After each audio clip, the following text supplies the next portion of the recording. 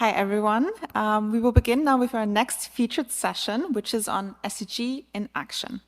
We will now focus on how we can utilize entrepreneurship, business, and innovation to advance the SDGs. Let me introduce you to your moderator of this session, Yuna Kang, professor at the Underwood International College of Yonsei University. Dear Professor Kang, the floor is yours. Thank you. Hi, everyone. Many people know about the SDGs, and many talk about them. However, not as many take tangible actions to make a real impact. And today, we are fortunate to have players who are actively striving to implement the SDGs in the real world. These speakers encompass a diverse range of expertise, each offering unique contributions to various aspects of sustainable development. I'm honored to present our distinguished speakers, Yoon-mi Chief Strategy Officer of the CR Foundation, and Alex Min, CEO and founder of Reharvest, and Kang Yeon-jo, CEO and Country Head Korea of Payage Global, and Daniel Kim, partner at Daylight Design. So first, each speaker will provide insights into their work and share their experiences in creating social impact. Following that, we'll engage in a roundtable discussion to deepen our inspiration. Please join me in giving a warm round of applause as we welcome our first speaker, Daniel Kim. So Daniel, the floor is yours. Thank you. Thanks for this opportunity to talk about Daylight and our work in social impact. Sorry, I came in a little late. Apologize for being a little bit delayed today. Daylight is a human-centered design company. We're a design consultancy that uses human-centered design to define new problems and help companies and organizations innovate and offer new services and products. There are the 4 partners, and I'm one of the partners here in Seoul. The other 2 partners are in San Francisco and 1 other partner in Munich. We have 3 offices, about 30 people altogether, and various different cultural backgrounds and educational backgrounds, from obviously design to anthropology to psychology. We have a pretty diverse crew of people who are ready to take on interesting problems around the world. We intentionally keep the firm very small, as we started in 2007 with the purpose and the intent to balance our portfolio of clients between corporate and social impact clients. And in fact, about half the projects that we do are with social impact or nonprofit organizations that are trying to solve sort of big world problems. You know, we have a really diverse background and diverse group of experts that can take on a really wide variety of different interesting problems and challenges that our clients present to us. As such, we're a bit hard to categorize. Sometimes we are competing against management consulting companies. Sometimes we're competing against other product design companies. Other times we're competing against software development companies. So, you know, on the surface, it's very difficult to categorize our work, but simply put, we use inspirations from the field by observing and talking to people to identify what the latent needs and problems are that aren't being solved, and trying to match that with our clients' capabilities to figure out how they might be able to differentiate themselves in the market or offer something, a solution to a problem that exists out there in the world that's not being addressed. So the outcome might vary from product to UX to brand to service design, ultimately to create market and social impact. And this one statement summarizes kind of what we do. We are a company that helps organizations identify new opportunities, develop new offers, bring them to market, and help organizations themselves become more creative and more user-centered. As I said before, about half are big companies to startups. The other half are all kinds of different organizations, Gates Foundation, Hewlett-Packard Foundation, Tipping Point, Hope Lab. These are all organizations, nonprofit organizations, UN, that are focused on solving problems that are bigger than just one company's worth. And we've done that through really focusing on our process, which is really centered around observing people and their context, and really understanding how a new service or a solution might fit into people's everyday lives.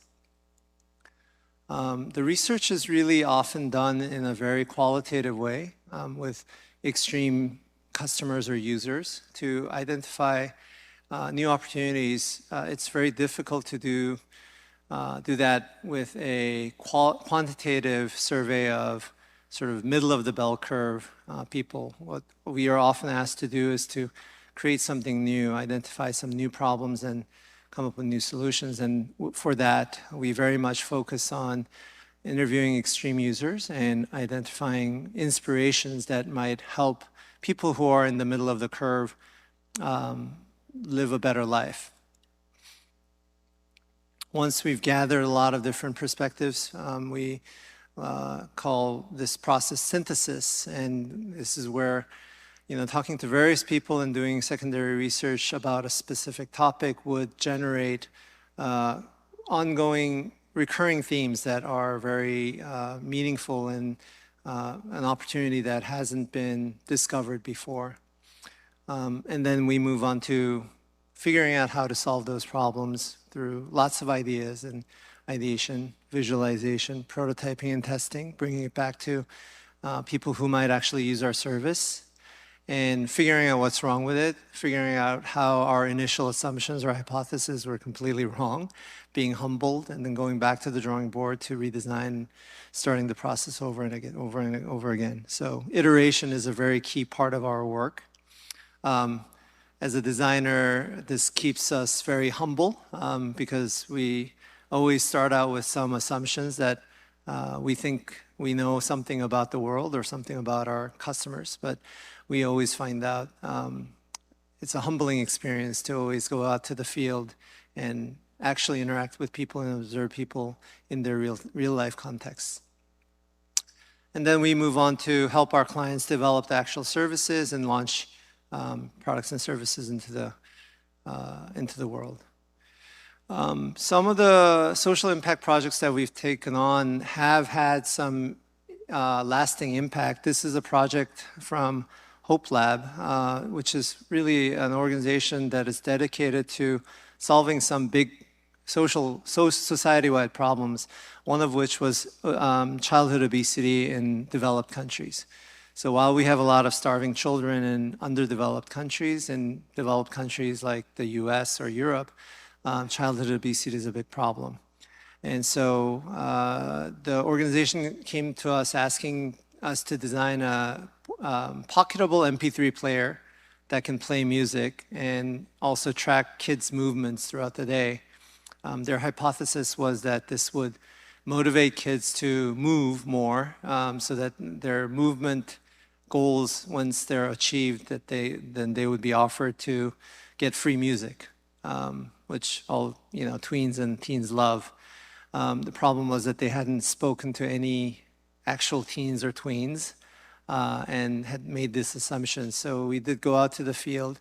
We spoke to about 20 to 30 tweens and teens, their target customers who are just getting into prepubescent puberty age, and also their parents and teachers and after-school program managers, people who are involved in these kids' day-to-day lives. And what we discovered was that a lot of our clients' assumptions are completely shattered.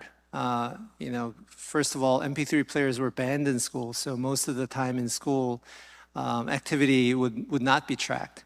And then ultimately, most importantly, the kids didn't really value free music as a very valuable sort of reward. So we had to sort of reset the agenda, reshape what the actual problem that we needed to solve, which is how do we get kids to move more throughout the day? How can we use mechanisms and motivations that already exist in these kids' lives to really help them achieve better health outcomes? And so what we ended up designing was a very simple USB stick with a very simple accelerometer that helped track kids' activities throughout the day. And most of the effort was actually when I had gone into designing an online community where they would come home and log their activity data and be able to share their achievements, whether, and it was completely custom, personalized. And this program actually, because it was funded by Hope Lab and also the government program, we did a 6-month longitudinal study to see actually, if kids do this thing. We had made a bunch of prototypes, gave it out to 200 children, and then had a test group of another 200 kids who weren't participating in this. And turns out that the kids who participated in this program had a 56% increase in daily activity. And what's more important is that the retention rate after 6 months was remarkably high at close to 40%, which typically for this type of a program, like a health band or some sort of a health program, the drop-off rate is, basically 80% drop-off after each month. So compared to that norm, it was a huge success. And this was actually developed and distributed into a lot of schools and had some very positive outcomes. Following up to that, we had a follow-up project with UNICEF to achieve similar goals, but this time to tie their activity to help kids be aware of the food shortage in other countries. So how can we create a system that helps developed countries' kids to move more, and through that, they get to participate and learn about what's going on in third world countries where kids are starving. And this was sponsored by really big companies who had made a lot of donations to UNICEF. And the way we designed this system is a bit of a game where if you wear this wristband, and achieve your sort of activity goals, you unlock donations from these big companies like Disney and Target. So you're actively participating in, your activity is activating donations from these big companies. And some elements of mobile gamification here that really worked well to keep kids engaged and also really learn about in a kind of a natural way rather than in a classroom kind of a approach to become more aware of the food shortage problems and become a more aware citizen.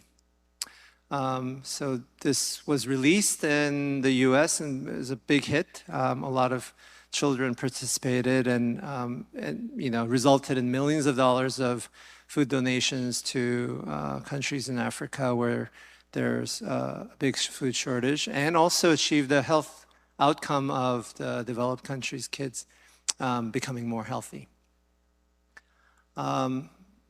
Last example I would talk about is this project that we did for Bill and Melinda Gates Foundation and TVI. TVI is an organization that is seeking to improve immunization in poor countries, where infant mortality could be prevented by simple immunization during the first 6 months of birth, after birth. But awareness and access to immunization and medical services is very difficult, especially our target customers were all in the mountain areas of Pakistan, where largely controlled by Taliban, especially during the hunt for Osama bin Laden. There was a lot of mistrust of international organizations coming in to administer vaccinations. And the key thing about these vaccinations is that they needed to be administered at very specific intervals. So timing was very important. And so Gates Foundation approached us about developing a wristband, electronic wristband that had a timer and a memory capability that would help mothers track their kids' immunizations. And yet we sort of asked them, so have you done any research or interviews with the expecting mothers or medical service professionals in the area? And they hadn't. So we didn't get a chance to actually visit them, but we had a lot of Zoom calls to interview people who are expecting, who have had children through interpretation, and also medical professionals who are actually in the field. And again, our initial assumptions about providing an electronic device that's wearable would actually result in most families' death, right? Taliban would come and notice that you're wearing some electronic band distributed by international organizations, and they would literally kill everyone in your family and potentially your whole village. So no one would want to wear anything given away, even if it's for free, even if it's designed to help you remember when to come back to get your vaccination. So again, we went back to the drawing board. How do we remind mothers to come back to it's a 2-day trip for some mothers over mountains to bring your kid back to the medical center to get this immunizations. And how do we let them know that this is really, really important? Infant mortality rate in that region was close to 25%. So 1 in every 4 child would die because of a preventable disease that could have been prevented by immunization. So there's a big problem. Our solution was a biodegradable plastic band with a chemical timer that would be given at the birth. Once the baby is born, they're put on the baby. And it's basically a chemical timer that shows a progression of time. A lot of these mothers and families are illiterate also, so we needed to come up with a very clear signal. And it was a very simple system where a red line would show up after you start the timer, and it would slowly fill up to the first line. And when that first line, when the red line comes to that first line, you come back to get your first shot, and then the second, and then the third, and then the fourth. And with this very simple system that costs 10 cents per band, we were able to actually increase the immunization and survival rate after birth to a single digit, which is a remarkable difference. So with this design, it actually still in the field, going through various iterations. This is almost 10 years old, but a very effective intervention to help. An example where our design and sort of reframing the question and really speaking to people in the field made a difference in how people sort of live their lives and the larger goal of helping people here. I think that's about all the time I have. I'm happy to move on to the next. Thank you. Thank you, Daniel, for setting the stage. That was truly inspiring. Okay, so now we have Yunmi so spotlight is on you. Thank you. Thank you for having me today with this great panel. And also thank you to the audience for choosing to be here in a beautiful spring afternoon. And it happened to be Friday. So thank you so much. And hopefully 1 or 2 lines can stay with you when you leave this podium. My name is Yunmi, and I work for a foundation. Daniel mentioned a few major big foundations which work with daylight to solve some problem that they really put their efforts into. I also work for a foundation called C-Art. C-Art is our English name that we play the words with. And in Korean, it is Siat, meaning seed, that we are putting our effort to with the belief that what we are doing now will become something more than the seed that we are seeing now. So let me introduce what we do in our foundation. So this is the vision and mission. Has a lot of big words, but basically what we believe is that we want to contribute to a society where children and teenagers can identify, find, discover, and expand their own world, regardless of the family that they are born into. Many of you might notice that the economic gap is widening and widening. And with that, the experience that a child can have while growing up is really, really getting different. For example, if you are born into a family where in the living room you have books, music, art, and your parents have great friends who will visit your family and talk about politics, world, economy, business, then you'll be exposed to many different worlds as you grow up.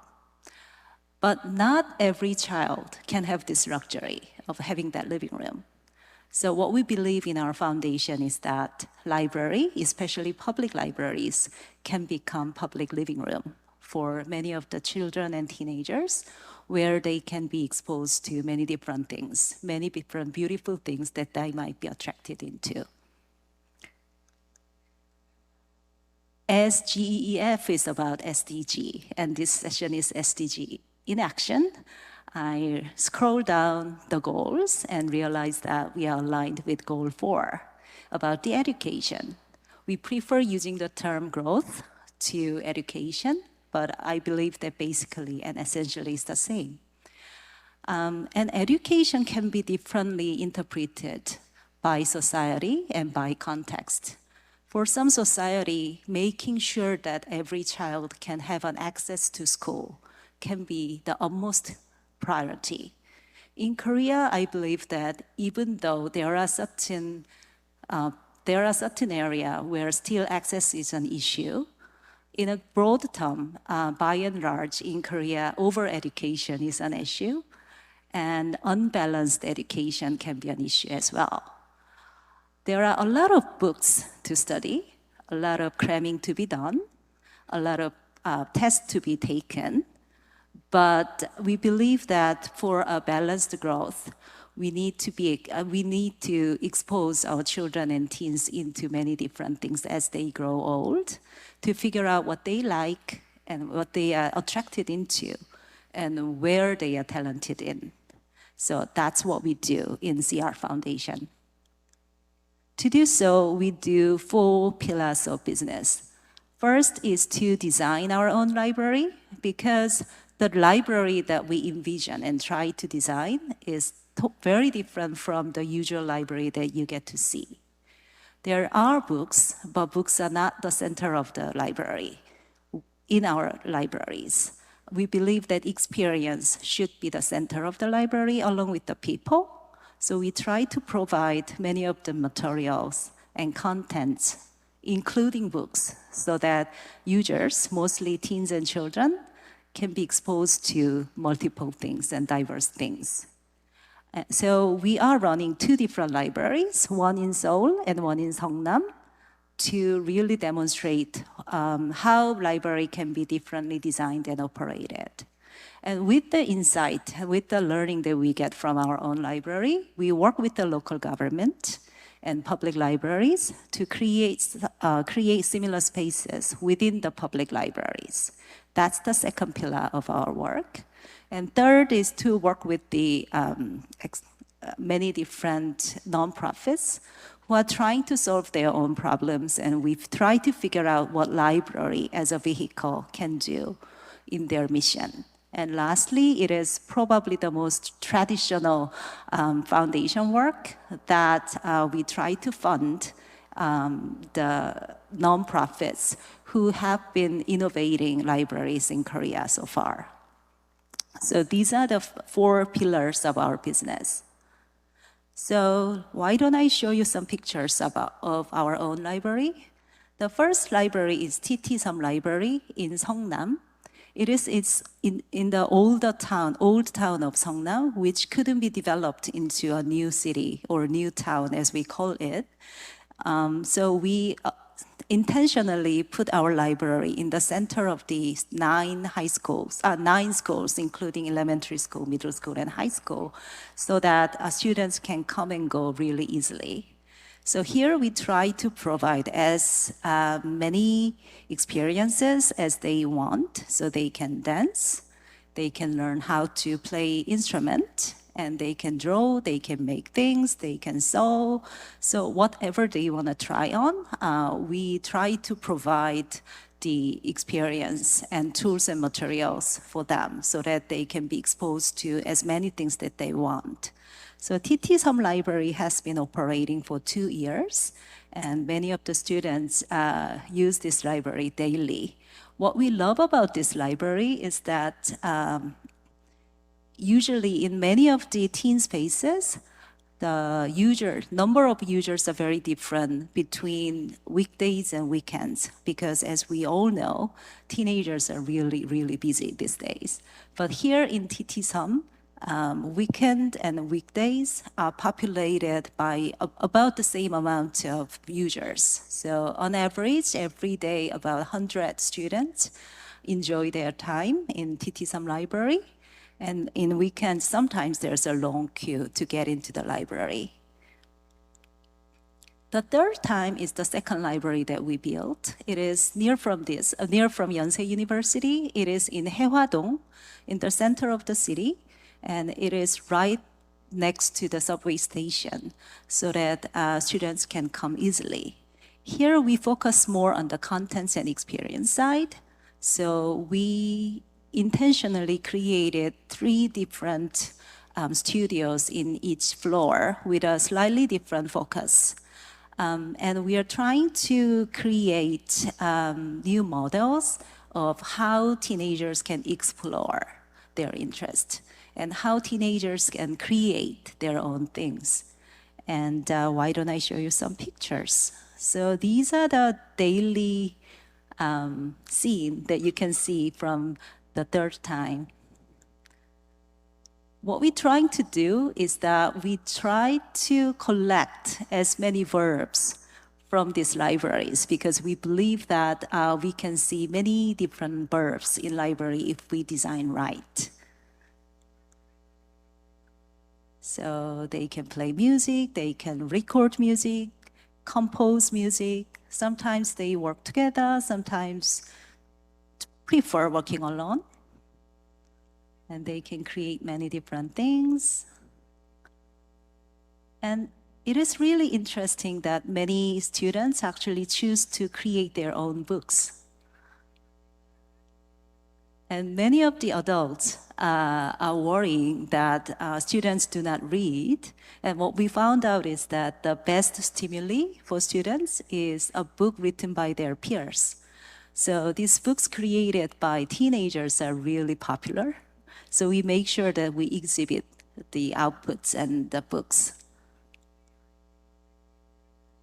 And we try to show many different versions of books, because many of the teenagers are, how can I say, stressed out by demand of reading. Like they've been hearing that you have to read good books.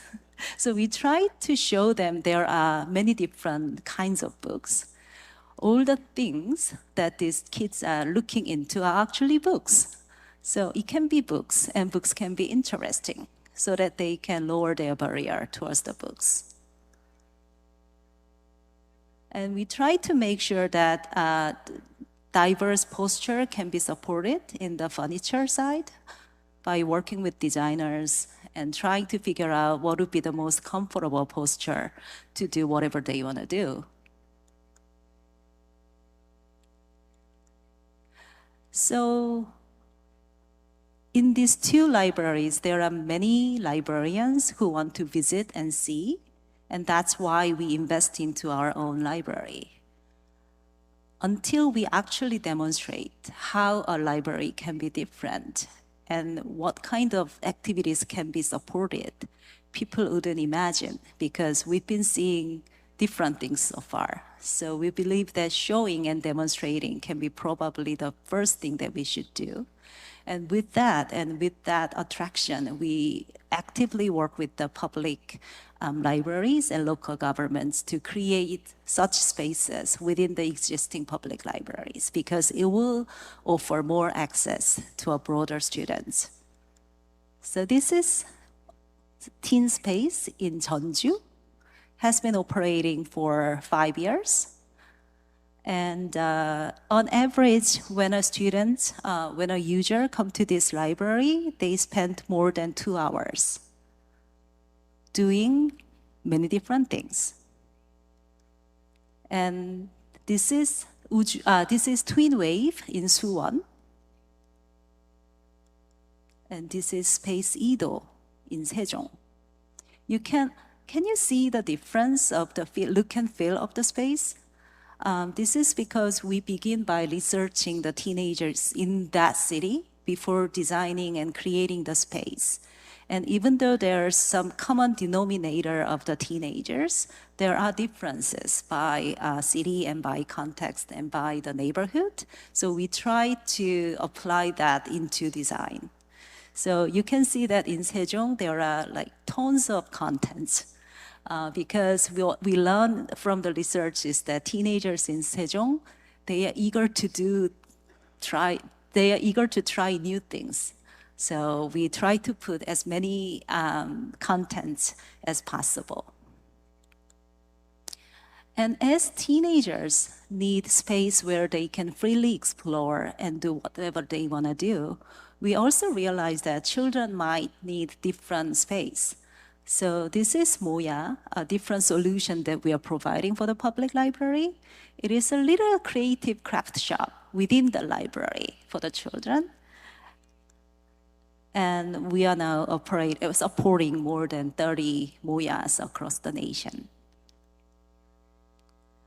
And also we work with the organization with subject matter expertise to create a new library or create new content. For example, we work with Pitch Market, a creator for the slow learners. So we are cooperating a library for the slow learners along with them. We work with the Children's Museum to create a picture book library. Oh, and this is my favorite. And we work with an NGO which supports the troubled teen who had to go before the judge, and they sentenced to be, to spend 6 months within the group home. So we built a library in the campus where they have to spend their 6 months. We believed that they need a space where they feel respected and they can think about their life and they can think about what they want to do when they come out of this campus. So it is very recently opened, and we are pleasantly surprised how widely this library is accepted by these troubled teens. Maybe for those who never experienced such space before, the amazement and wonder can be even bigger. So we try to find a new collaborative partner so that we can create new library. And also sometimes we fund for the content, because some contents can be created if we try to put it into the hands of market only. Some content is really needed, for example, books for the slow runners, but it is not profitable. So we try to fund those organizations who try to create contents which is necessary for certain segment of people. And lastly, we support organizations that have innovated library, because there are many organizations before us who try to innovate libraries for people. So with respect, we work with them so that they can sustain and they can continue their endeavor. So this is milestone. I wouldn't say impact, because impact would be something that we have to identify and measure further. And it is really important, but difficult, because what we are trying to achieve is in the journey of growth of our people. So we will begin with milestones and outcome, and now we are launching a few researches to really identify what would be the impact that we're going to communicate and aim for. So far we have 36 spaces, 36 the third spaces in 17 cities. And we are running experimental libraries, 5 experimental libraries. And we are here measuring the time teenagers and children spend doing freely, doing things that they want. So these hours are calculated and measured in many different spaces that we created. And more than anything, we believe that people matter in these spaces. We can create beautiful and thoughtfully designed spaces, and we can put meaningful contents. But at the end of the day, it is the people who operate these spaces, who create the atmosphere, and who welcome the teenagers, and who make sure that teenagers can feel safe.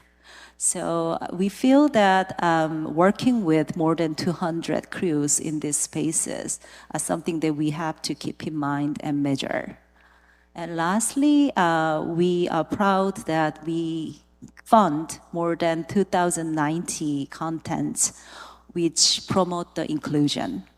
So this is the milestone that we are measuring every year, and probably at the end of this year, we'll see bigger numbers here. So all this endeavor is based on the belief that libraries can be the most reliable social infrastructure. Some people believe that books should be the center of the library. I wouldn't say that all the libraries should be the same or should be like our libraries, but we do believe that if we're trying to public living rooms in certain social infrastructure, probably libraries can be the best partner. Given that libraries always has been a really trusted social infrastructure, and a social infrastructure where all the people can feel safe to get into and do not have to pay. So we believe that as we want to create more and more public living rooms, libraries will be a great partner for us. And that's what we do. Here, so I'm going to stop here, and probably we're going to talk about many things later. And I am allocating resources in the library, in the foundation. So what I do as a Chief Strategy Officer is probably similar with CSOs in the company, trying to align the strategy and trying to prioritize the project and make a decision on where to invest and where not to invest. And I'm having fun here. So thank you for inviting me today. And I look forward to more conversation with the panelists. Thank you. Thank you. Thank you for your insightful talk. I definitely should bring my kids to one of the public living rooms. All right. All right. Now we have Alex Min. So Alex, please share your thoughts. All right. Hi. My name is Alex Min.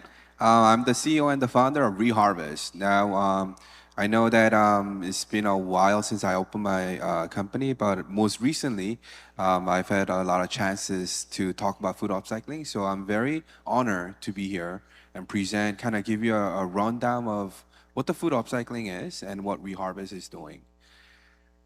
Now, let's talk about upcycling first. A lot of people think that upcycling is a term that they don't really know, and it is kind of trendy, so they kind of go with it. But in order to understand upcycling, you got to understand 3 concepts, right? So downcycling, recycling, and upcycling.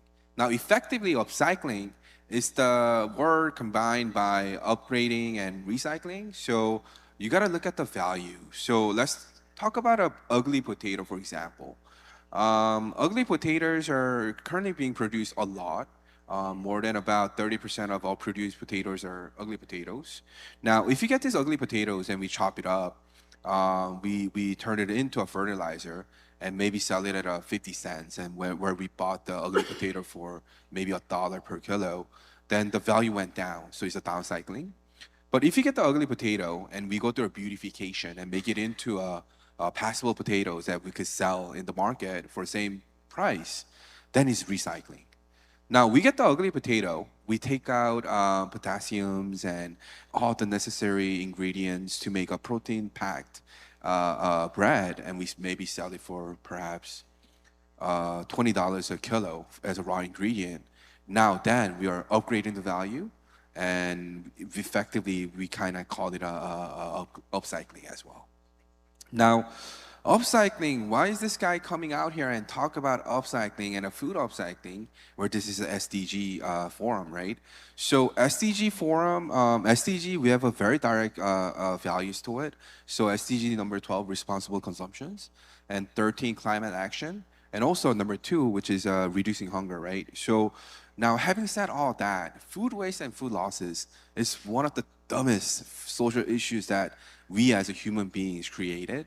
So for example, 1/3 of all produced foods actually become food waste and food losses without ever reaching our table. And 40% of all the produced food that are being thrown away as a 1/3 is actually becoming from the byproducts. And now if food waste and food losses were to be a country and kind of, calculate the greenhouse gas emissions, it will be 3rd biggest contributing factor after US and China. And according to research out there, by 2030, we're expecting to have about 66 tons of food waste that comes out every second. Now, if you were to fill up a room, your room, with entire food waste, it will be 1 ton. Now imagine 66 rooms filled with food waste that comes out every second by 2030, which is pretty striking. Now, what we are trying to do as a F&B industry, there are many incentives and programs to try to come up with 3 things. 1, sustainable food. So we're actively looking for food that can reduce carbon and provide food sources for our ever-growing populations. Number 2, upcycling waste and byproducts. Now, some of the governments in the Western Hemisphere have already implemented this. In Korea, in the last 2 years, we've been very focusing on creating a food upcycling industry. Now, 3rd is reducing hunger. Now, in Korea is actually pretty striking, right? It is a country where the food is abundant, but actually 11% of people actually are suffering from significant poverty, and also that leads to malnutrition as well. Now, in the past, the global scene for food byproducts. Now, food byproducts are the byproducts that comes out after we're making something. So, for example, if we're making beer, we are getting a beer out of barley. So, squeezed out barley is actually a byproduct that we're dealing with. So, most of the food byproducts were being used as a non-edible food products. So, barley byproducts or coffee grains are being used as a furnitures or whatnot. But in the most recent 5 years, food byproducts actually are becoming edible foods again. So it's turning into jams and edible toast and all that. So which I'll cover in the next slide as well. I am talking a little bit fast, but because I do want to cover a lot of topics in a short amount of time. So if you have any questions, you can also let me know as well. Now let's talk about food upcycling market. Is it marketable? Is it profitable? Is it worth it? Now, in essence of profitability, yes. For non-Asian markets, it's growing really fast. Now, the reason why food upcycling is growing really fast is because of the growth of alternative foods. Most recent days, people are eating a lot of alternative food, vegan food, alternative meats, eggs, and all that. Not because of their healthy reasons, right? People are actually doing that for eco-friendly reasons. They wanna participate in buying a story where they contributing saving the planet, right? But alternative food actually has a lot of controversies, right? So most recent years, when we talk about alternative meats that are deriving from soybeans, is it non-GMO? Is it really healthy? Is it really eco-friendly? Those are the question marks that has to be checked out by these loyalists of people who want to save the planet. But since food upcycling maximizes the value of eco-friendliness, the market is growing really fast. Now, in Korea, food upcycling is really new concept. In fact, food upcycling is not even a proper English, right? If you're looking at it, it has to be an edible upcycling. The food upcycling term is actually coined by Reharvest itself when we first incorporated it. And now food upcycling actually became a government-backed technology in a food tech realm. So I'm very happy that the industry is coming out and it's growing really fast. So some of the examples about food upcycling cases. So what are we upcycling in a country outside of Korea? There's a company called Regrained. They're upcycling food waste from a beer production into a highly nutritious protein bars. Pulp Pantry, they're upcycling cold pressed juice byproducts into granolas.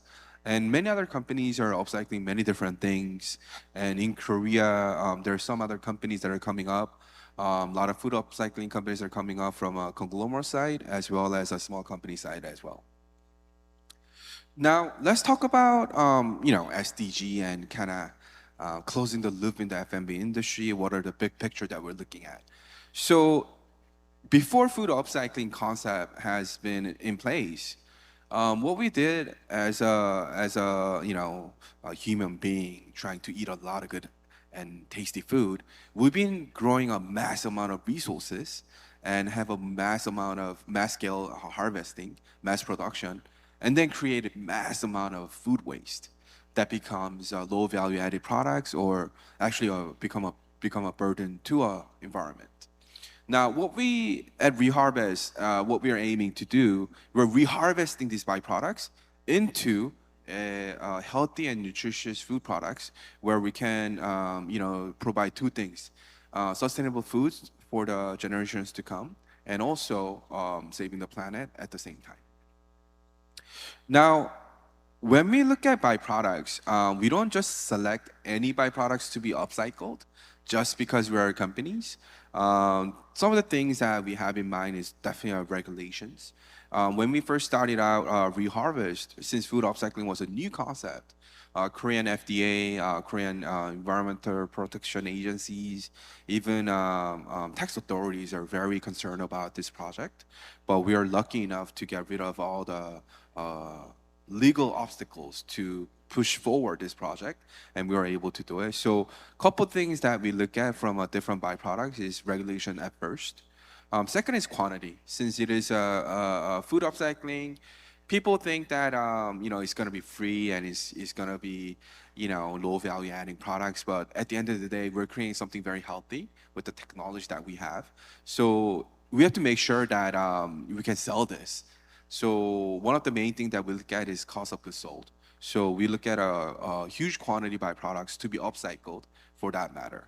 Now, we also look at how clean it is when it first comes out and also nutritional value as well. Because if the byproduct has very low nutritional values, it is very difficult to sell to the market. Sometimes we sell products not just based on the ESG or eco-friendly concept of it, but sometimes we sell our product just solely based on nutritional values as well. So at Reharvest, we upcycle beer byproducts and shike byproducts and ginseng byproducts. And some of the mainstream byproducts that we upcycle is beer and shike. I'm gonna briefly go over that as well. So let's talk about beer and shike byproducts. I mean, is it a lot? Now, in Korea, have you guys heard of somek? Somek is a soju bomb, right? It's a mixture of soju and beer. It's a heavenly liquid that I love. But in Korea, we produce about 420,000 tons of beer byproducts annually. And 55% actually becomes a food waste where we have to pay to get rid of it. So I found the opportunity that we can upcycle this. And because of these byproducts usually have a very high nutritional values, when we turn it into a product, it is also very nutritious. So what we do at Reharvest, we reharvest these beer byproducts and we turn it into a functional powder products. So in comparison to other white flours, our upcycled alternative supplement or fiber powders has at least 2 times more proteins, 30% less calories, and 11 times more fiber than regular white flour, which is pretty striking. So a lot of people ask me, why is that? How come there's so much nutrition in byproducts? There's a saying in Korea, what's good for your mouth is actually bad for you. So let's look at a beer, for instance, right? We get a barley and we squeeze out carbs and sugar content as much as we can, and we turn it into a beer. So whatever that is left over in this squeeze out barley is very healthy, right? It is essentially took out all the things that are bad for you, right? So that's why a lot of times when we upcycle byproducts, the nutritional value is pretty high and very marketable. Now, as a last, let's talk about ESG. Now, I'm gonna focus more on environment, just because SNG is something that I could, talk in the other session as well. But in the ESG, I would like to talk about E alone. So when we upcycle beer byproducts and turn it into alternative flour or powder products, 1 kilograms of renriched flour actually saves about 11 kilograms of carbon and 3.7 tons of water. So this effectively goes out to say that when we eat our products, you're saving the planet, where you're eating something healthy, and where you're enjoyably saving the planet at a very realistic measures. So that's what we have created at Reharvest. Something that I want to say as an ending remark is changes. Food upcycling definitely made a change in our society. But as a startup level, we can show the potential of a change, but we cannot make this change stick. And in order for this change to stick in our society, we need our help from you guys. A little bit of bravery to try our noble products, or a little bit of bravery in encouraging these startups will go a very long way in creating a sustainable future. So yeah, and that's what I wanted to say, and thank you for listening, and I'll be looking for a panel discussion as well. Thank you. Thank you. Thank you, Alex, for your talk and also your dedication. All right, now we have Kang Hyun-jo from Paywatch. So the stage is yours. Hello. Hi, everyone.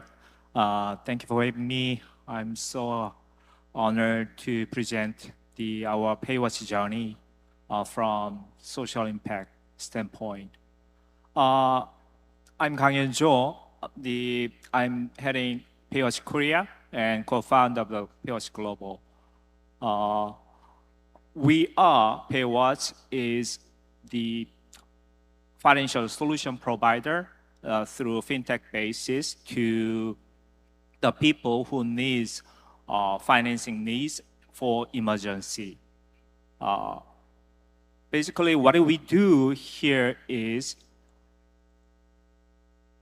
on-the-wage access service to the population, marginated population who needs money for emergency cases. Basically, we started in Korea in 2021. We have now 5 offices, and we operate in 4 countries, including Malaysia, Philippines, Indonesia.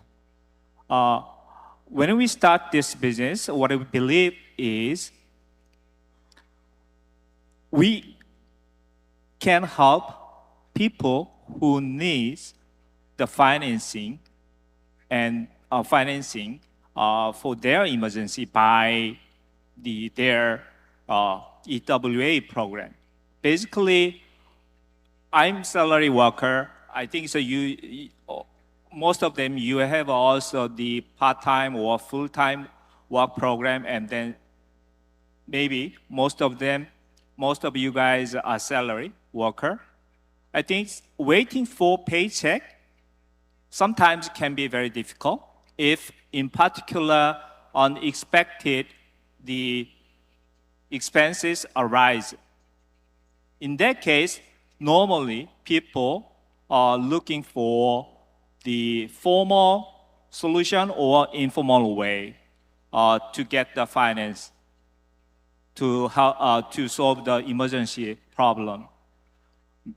When we start in 2021, we found most salary workers has experience in needs of the emergency funds, and then most people has experience to use informal or formal solutions like the first-tier bank or second-tier bank or credit card kind of things. But the focus countries we are looking for here is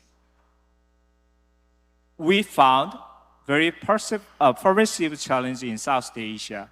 Not only Korea. Actually, Korea is 3 or 4 times GDP compared to the other 3 countries, but minimum wage population accounts for around 7 million out of a 25 million economic population in Korea, which means over 1/3 population of the economic population still the struggle with minimum wage income in Korea. So I think many populations has the same problem, not only in Korea, also across Southeast Asia countries. But in particular, Southeast Asia, unlike Korea, they have the lack of the short-term liquidity solution like a credit card. I'm not sure whether you knows how Korea credit card business industry is matured in Korea. I think around 100 million card is issued, which is 4 cards per 1 economic people. But compared to Korea, in Southeast Asia, credit card penetration is below 10%, which means there is no easy and fast solution to cash. So we focus on that. If you look at these diagrams, many Southeast Asian countries has underbanked problems. Except Malaysia, Philippines, Indonesia, most Southeast Asia countries underbanked portion is over 50%, which means they don't actually have experience to use or have access to bank or second-tier financial solutions. So which we focus. So our solution here is through app, easily you can get the money before payday whenever you need, which is real time and also very nominal fee, no interest. Our model doesn't require credit score or income requirement for our users. This is a simple diagram. If you are Sarah, so if your salary day is paycheck day is 30s. If you need money 2,000 ringgit before payday, you can easily get the money through our app.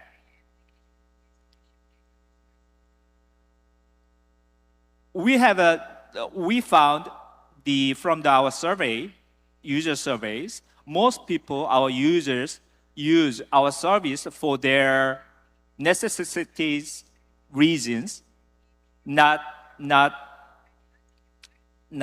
how would I say, the shopping, luxury, or other reasons.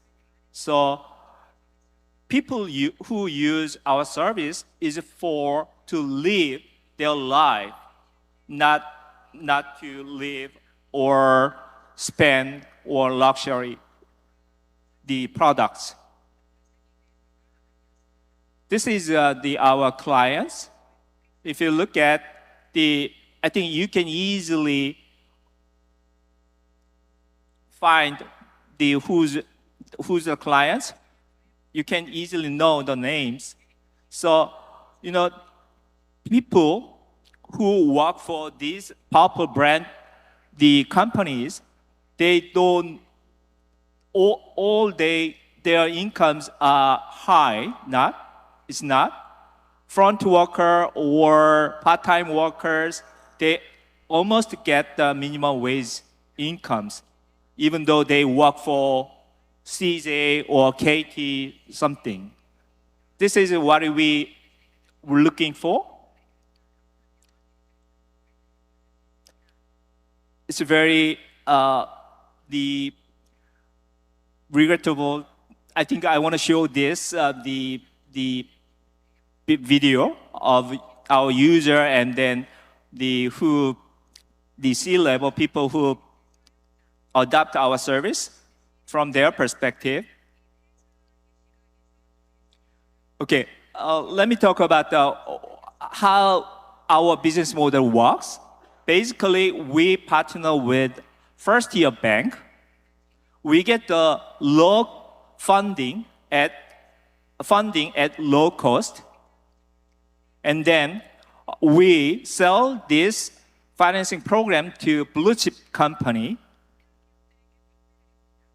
for the low income segment, and then which means low cost funding and low blue chip company will give us the low risk, almost a default risk is zero, which means we can offer best pricing to our users, which is kind of a strategic wheel. So in our markets, we are the only one who partner with the first-year bank. Most of our competitors who get the money from the venture or family house at the high cost, and then they focus on SME. So this is our competitiveness. Then how PayWatch help to achieve this SDG? In particular, I think we can help achieve number 8 themes, which is decent work and economic growth for the workers.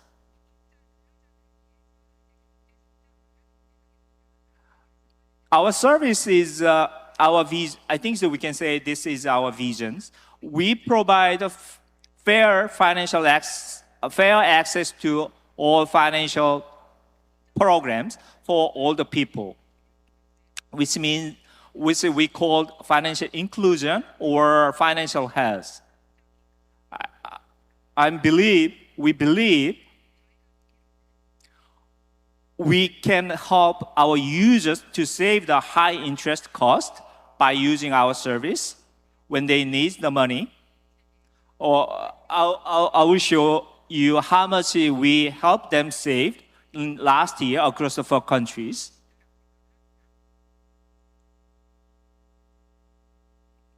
And also, we start with this EWA service, but we are hoping to expand to financial well-being platform, which means if you are a PayWatch user, you can enjoy the premium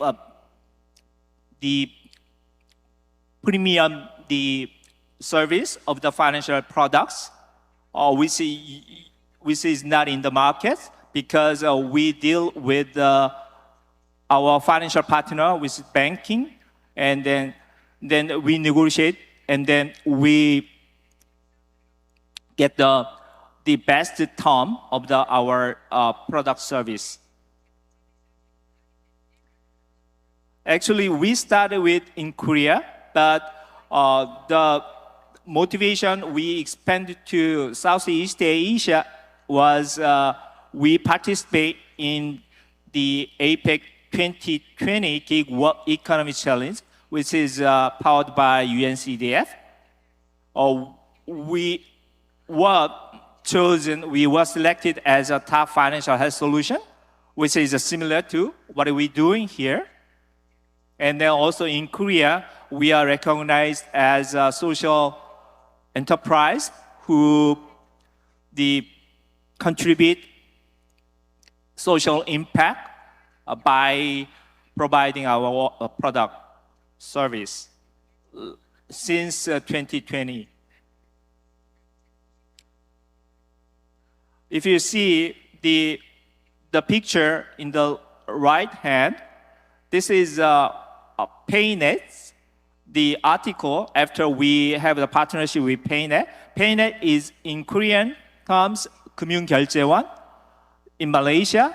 So most of the companies they adopt our service as one of their ESG initiative program for their employees.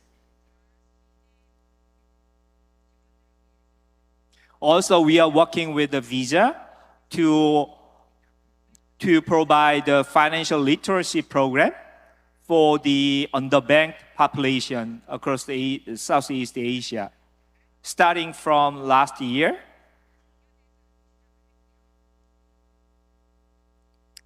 If you look at this, the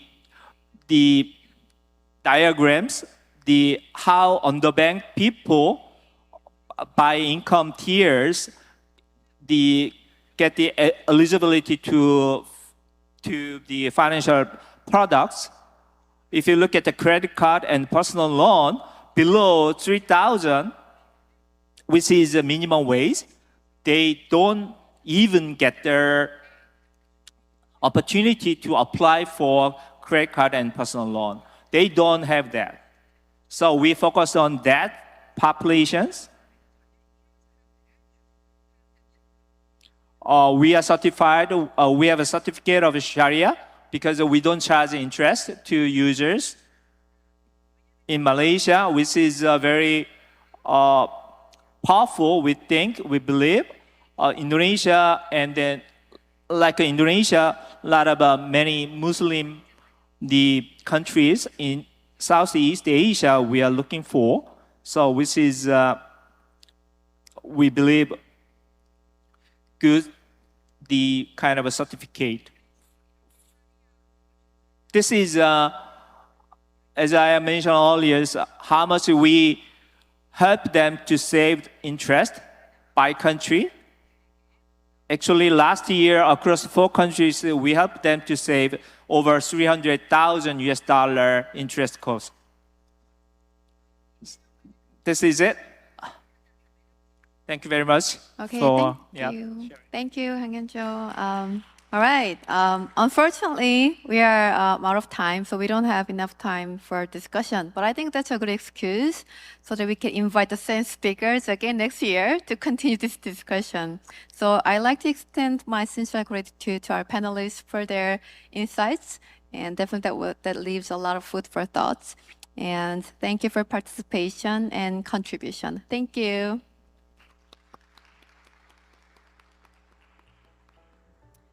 Thank you, Professor Gang and panelists. This was a very rich discussion, and we heard very concrete examples on how businesses take action for the SDGs, from empowering youth with design, from food upcycling and financial inclusion. This was really insightful. Thank you very much. We will now take a 10-minute break before we move on to our next session, which is about empowering local, enabling progress, civil societies driving the localization agenda for the SDGs. See you in 10 minutes.